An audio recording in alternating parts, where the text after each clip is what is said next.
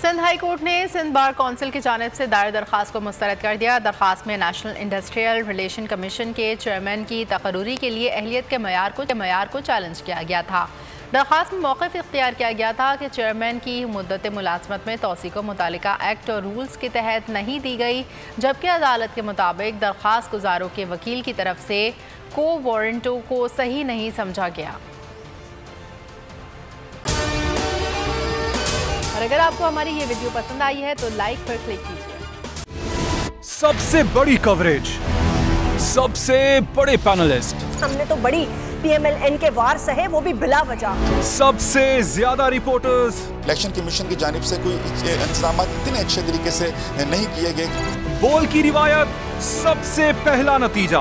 अहम खबर है बहावलनगर भी कप्तान का PTI कामयाब, मुकम्मल गैर हतमी गैर सरकारी नतीजा सिर्फ बोल न्यूज पर। लम्हा बा लम्हा इलेक्शन की खबर सिर्फ बोल पर।